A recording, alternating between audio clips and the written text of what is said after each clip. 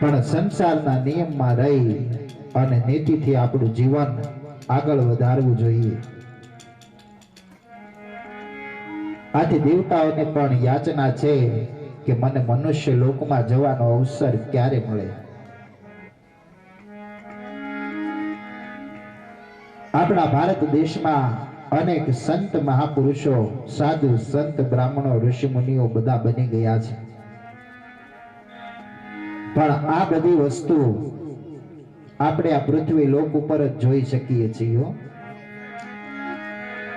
આપણે મનમાં એવી ભાવ રાખીએ કે ભાઈ આપણા મરી ગયા પછી આપણે સ્વર્ગમાં જઈને તો સ્વર્ગમાં બહુ સુખ જોવા મળે. પણ સુખ જે મનુષ્ય લોકમાં કીધું છે એવું સંપૂર્ણ સૃષ્ટિમાં ક્યાંય જોવા મળતું નથી.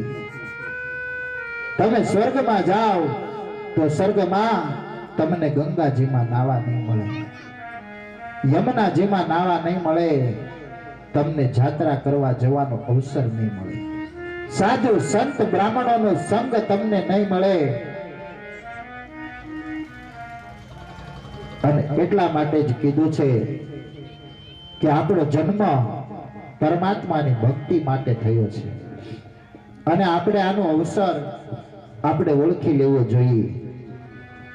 જીવનમાં જે માણસ સમયને આધીન રહી અને પોતાની પરિસ્થિતિને અનુકૂળ થઈ અને જે જીવનમાં ભક્તિ કરે છે ને એને કોઈ દિવસ કોઈ પણ જાતનું પરમાત્મા કષ્ટ બને ત્યાં સુધી આપતા નથી. પણ આપણા ભાગ્યમાં લખ્યો હોય એ તો આપણે બધાએ ભોગવવું જ પડે છે.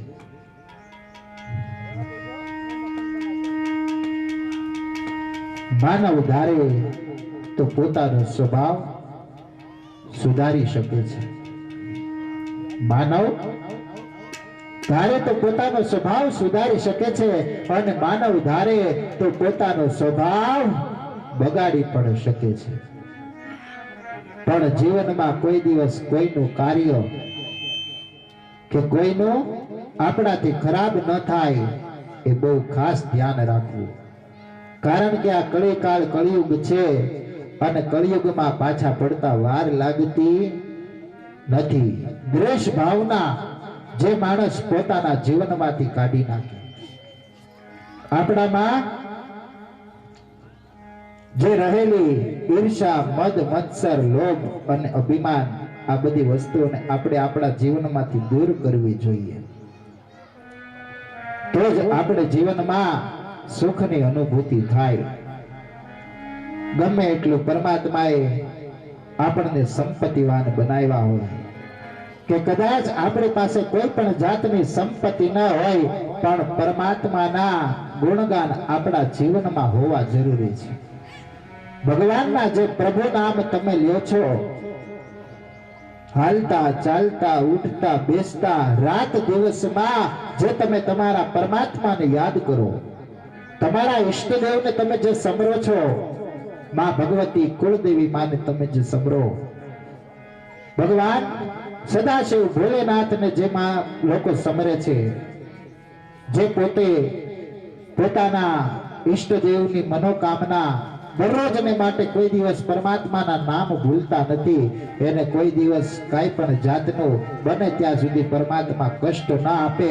પણ દરરોજને માટે આપણે પ્રભુના ગુણગાન આપણા જીવનમાં રાખવા જરૂરી છે.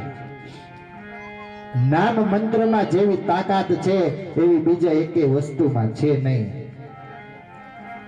ભોળા ભોળા શંભુ તમને આ વિશ્વ વખાણે,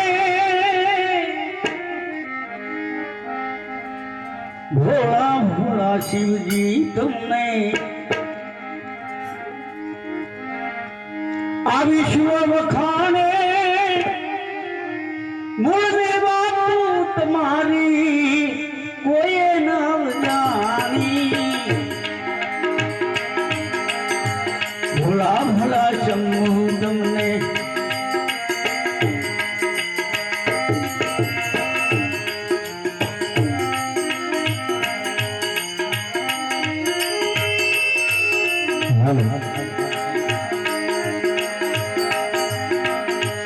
જોગંદર પડો રે શિવની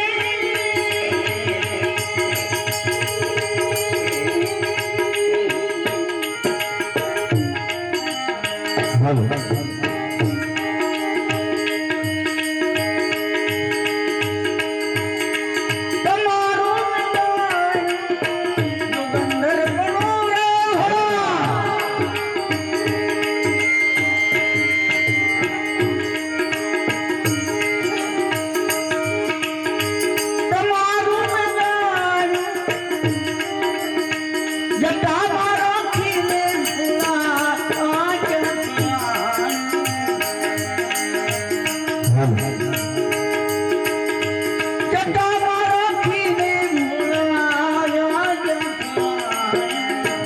कोई लावे हाथे जाली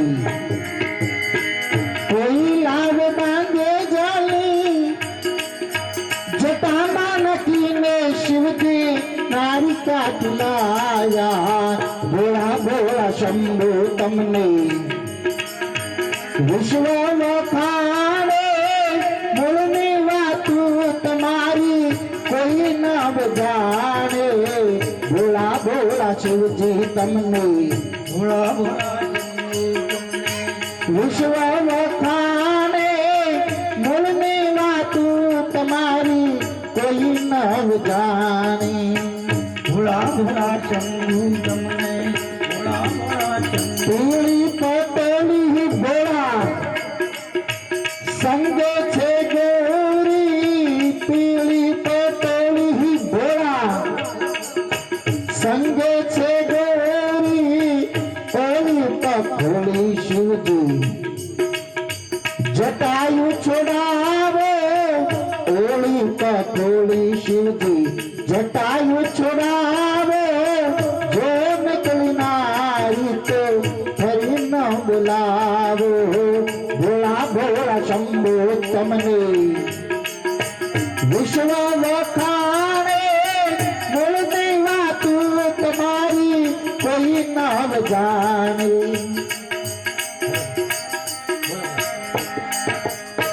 भभूति चढ़ी भोला भले वादो को भभूति चढ़ी में है शिव जी भले वादो को आकड़ान झूपड़ी मां शोध माग बाग नंदी नो वाहन कीधो नंदी नो वाहन कीधो कोटे काले नाग सोहे नंदी नो वाहन भोला कोटे काले नाग सोहे आवा आवा लक्षण शिवजी पानी न पावे भोला भोला शंभु तमने भोला भोला शिवजी तमने विश्व वखाणे बोलने वातु तुम्हारी कोई न जानी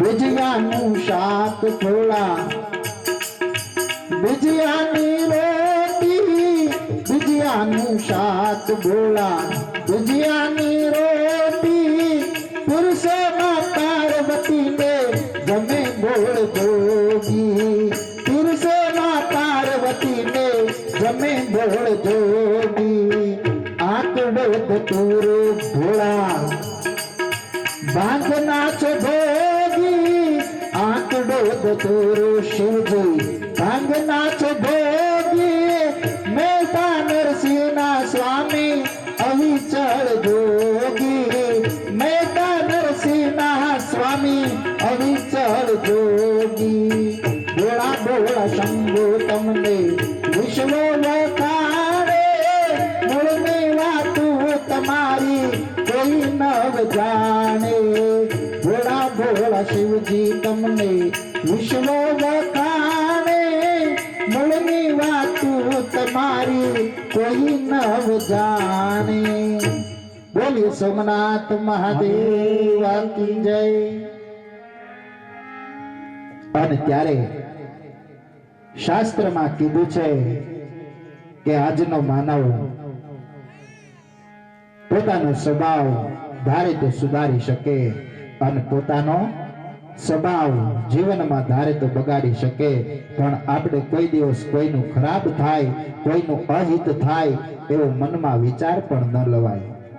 શાસ્ત્ર ના પાડે છે, જો કોકના પ્રત્યે આપણાથી ખરાબ શબ્દ બોલાઈ જાય તો પણ આપણને પોતે પાપ લાગે છે.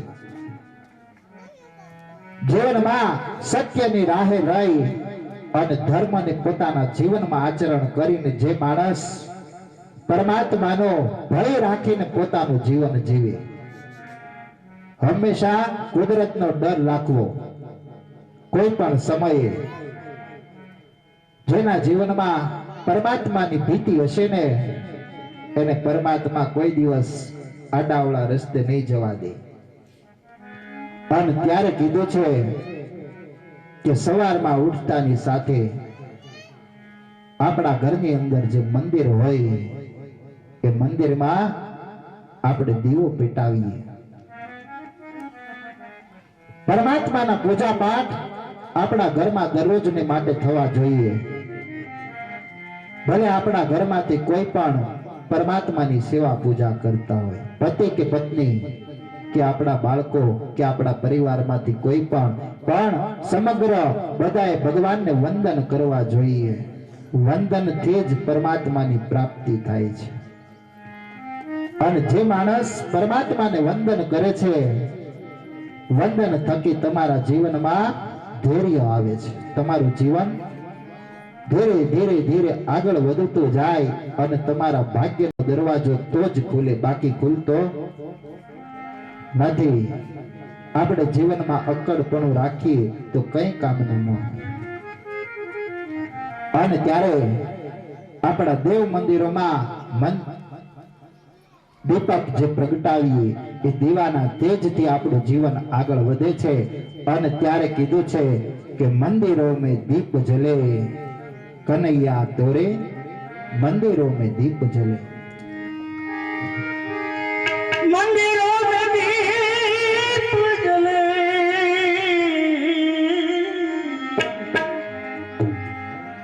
कन्हैया तोरे मंदिरों में दीप जले, कन्हैया तोरे मंदिरों में दीप जले.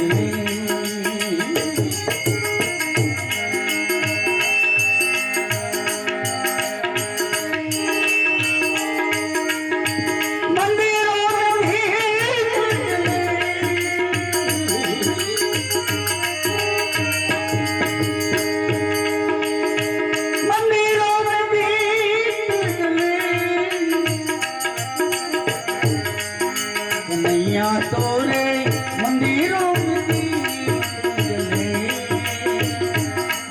लाल रंगी तोरे मंदिरों में दीप जले.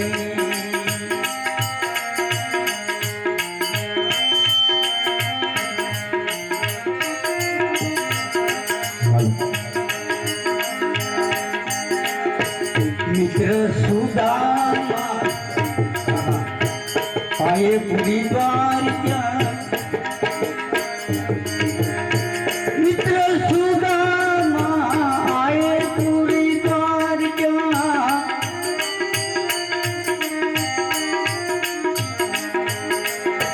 मित्र सुदामा आए पूरी द्वारिका.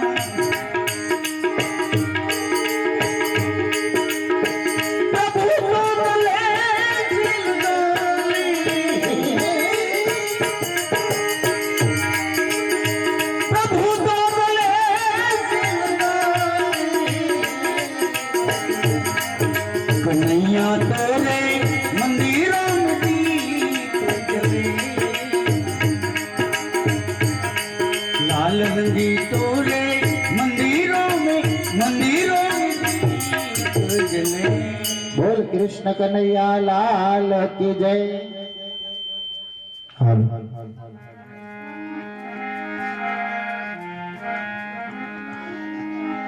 પરમાત્મા એ વંદનથી આપણને પ્રભુ ભક્તિ જીવનમાં આવે છે. અને ત્યારે કીધું છે સચ્ચિદાનંદ રૂપાય બાપુને શબ્દ આપજો.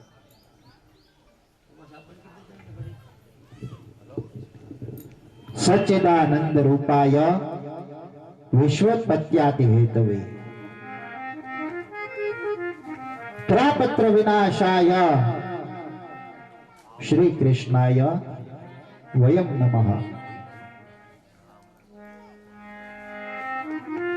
આ જગતની ઉત્પત્તિ સ્થિતિ અને લયના હેતુથી ત્રણેય પ્રકારના તાપનો નાશ કરવા વાળા એવા ભગવાન શ્રી કૃષ્ણને હું વંદન કરું છું. શાસ્ત્રમાં ભગવાનના ત્રણ સ્વરૂપ બતાવ્યા: સત, ચિત અને આનંદ. આ બધું પ્રગટ રૂપ છે. ચિત, જ્ઞાન અને આનંદ એને અપ્રગટ કીધા છે. જળ વસ્તુઓમાં તમને સતની પ્રાપ્તિ ન થાય. આપણામાં આનંદ ન આવે. અવ્યક્ત ગુપ્ત રીતે પરમાત્મા છુપાયેલા હોય છે, પણ એને આપણે ઉજાગર કરવા જોઈએ. આપણામાં આનંદ કેવી રીતે પ્રગટે એ ભાગવત કથા બતાવે છે. દૂધમાં માખણ સમાયેલું હોય પણ માખણ આપણને નજરે ન આવે. દૂધમાંથી દહીં બનાવીએ અને દહીંમાંથી છાશ બનાવીએ અને જ્યારે આપણે છાશ વલોવીએ ને ત્યારે આપણને માખણ જોવા મળે. એવી જ રીતે આપણા જીવનમાં રહેલી ભક્તિ એ કઈ આમનામ ઉજાગર થાય નહીં. આપણા ગામના આંગણે જે દેવ મંદિરો હોય, આ દેવ મંદિરોની અંદર ભગવાનના ગુણગાન ગવાવા જોઈએ. 11 હોય તો 11 ના દિવસે બહેનોએ રામજી મંદિરે જઈને ભગવાનના ધૂન ગાવી જોઈએ, ભગવાનના ગુણગાન ગાવા જોઈએ. પૂનમ હોય તો પૂનમના દિવસે જે આપણા બજરંગદાસ બાપા બાવલીઓ એના મંદિરમાં ભગવાનના ગુણગાન ગવાવા જોઈએ. અને શનિવારનો દિવસ આવે ત્યારે ગામના તમામ ભાઈઓ હનુમાનજી મહારાજના મંદિરે જઈ અને તમે જે હનુમાન ચાલીસાનો પાઠ કરો છો એના થકી તમારા કાર્ય ભગવાન હનુમાનજી મહારાજ એ બધા કાર્ય સર્વત્ર પૂરા કરે. અને અમાસનો દિવસ હોય, અમાસના દિવસે દરેક ભાઈઓ ભગવાન મહાદેવના મંદિરે જો તમે શિવજી મહાદેવ એને ત્યાં જો ભજન સંતવાણી અમાસના દિવસે રાખો કે ભગવાનના ગુણગાન દરેક ભાઈઓ ગાય અને ભગવાનની જે ધૂન ગાવ એના થકી ભગવાન ભોળિયોનાથ સદૈવ તમારી ઉપર કૃપા કરે છે.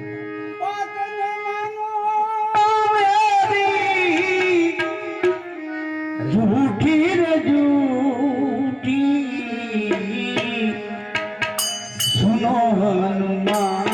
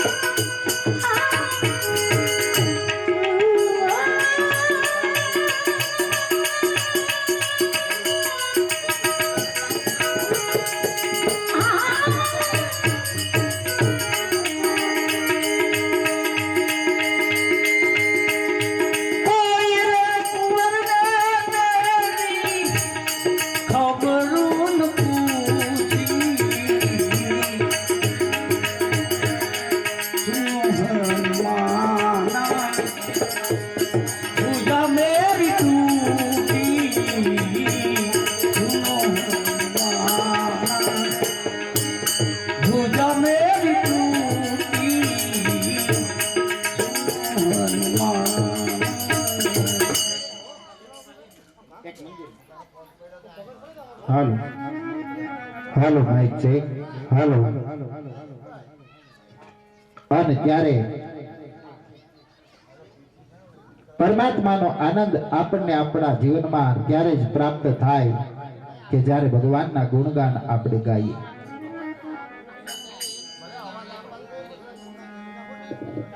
આપણે જ્યાં હોય ત્યાં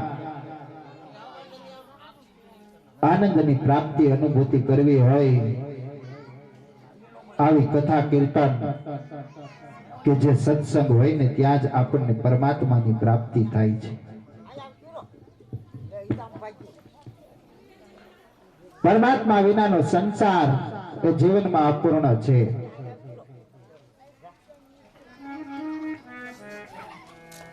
એટલા માટે જ આપણે પરમાત્માના કાર્ય કરીએ છીએ.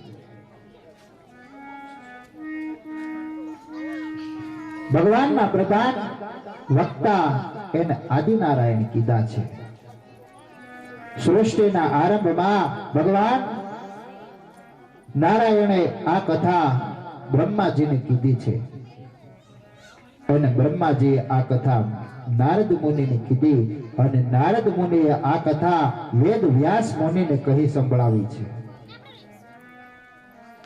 સૌ પ્રથમ